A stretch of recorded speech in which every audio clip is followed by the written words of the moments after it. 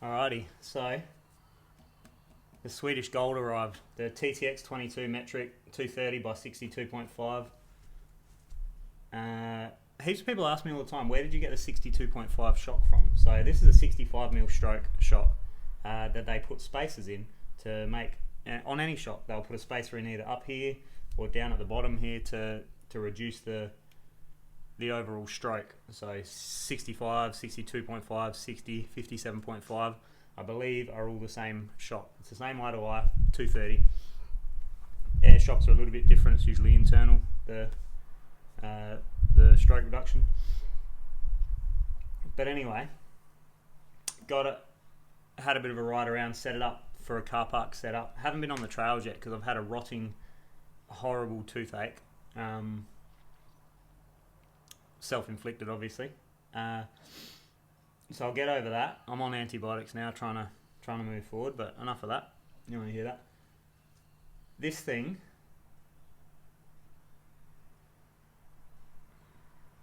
I feel like I shouldn't have told you that. But anyway, it doesn't matter. So, it does the exact same thing as a Cane Creek consumer. It tops out at full extension. So, I tuned it to feel killer, got it to where I wanted it. Couldn't tune out the top out, but I found a really, really good setup in the park and cutties, and found my ride height with spring preload. People that say you shouldn't run any preload, you got to get out of that mentality. You have to get out of that mentality. That's the equivalent, the air spring equivalent to saying you should only run 20 psi increments on your air spring. You shouldn't go between 20. If you're going 5, you have to go up 20. It just makes no sense. Too much preload will damage a shock and put too much pressure on the shock at full extension, obviously. And if you're light, if your weight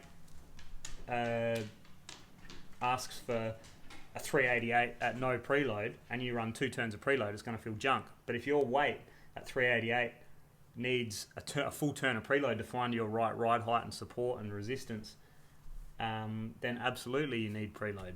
And if you go up to the next spring, you're too high in the sag, too high in the travel, so your back end's too high, and you're not using your travel, and it becomes rough and whatever, and you have to counter it with a compromised tune. So spring preload, absolutely you need it. You need it to fine tune. It's that 5 psi increments, the 2.5 psi increments.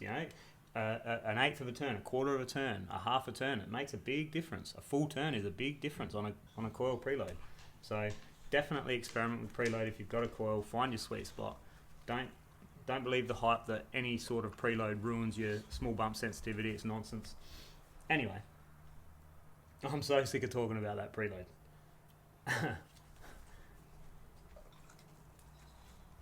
Somebody said to me, one of you guys said to me on the channel, that the top out is likely an over pressurized IFP. So this is a bladder system, I believe. So I don't know if it's necessarily an IFP as such, but same concept. You still pressurize it with nitrogen, likely over pressurized. Now, being that this has come, it's the middle of summer in Australia. This has come from Sweden, so it's the middle of winter over there. The Cane Creek came from America, so it's the middle of winter over there. Maybe their pressures, and I know nitrogen's more stable for pressure, for temperature, so it doesn't vary as much in temperature, but maybe it still varies, so maybe they've set it up to 200 in the bladder. It's 150 to 250 is recommended. Maybe they've set it up to 200 or 240 or 230, and it's raised 20-30 psi with the changes in temperature. So here obviously it's a lot warmer than it is over there. They're dealing with quite cold temperatures, so maybe that's an issue. So I will send it back. I'm going to ride on it and see how it feels, because it does feel excellent in the park and bunny hopping around and scooting around. But every time I unweight or bunny hop or shock goes from compression to full extension, it's a clunk. It's a clunk, clunk, clunk. It's horrible. So I hate it. I absolutely hate it. I don't know why these modern shocks do it, but maybe this guy's right. Maybe it's an IFP issue. So it's going back after I get a ride on it, and we'll see if that can iron out the issue. So otherwise, it's got me stumped why these. It's in all my time of riding bikes, I've never ever had issues with it up until the Vivid coil, one Vivid coil that I rode on, and these last two shocks, and a blown DHX2.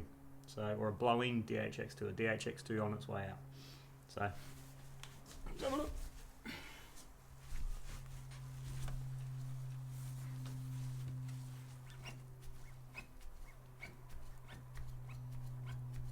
It's that bang, bang. It's not decelerating the force as it gets to full extension. It's terrible. So it's got good damping and good rebound control. Now if I slow it down another click, it's one click too slow out on the street, but still does it. Still does it. So, is what it is.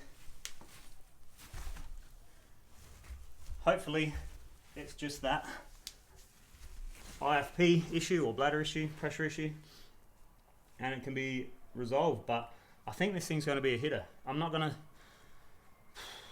can't keep going back and forth with giving shocks back, and it's just so annoying, and it should not be necessary. It absolutely shouldn't be necessary. So, very disappointed in that. When I put it on, I was quite like, oh, and got over it pretty quickly because what can you do?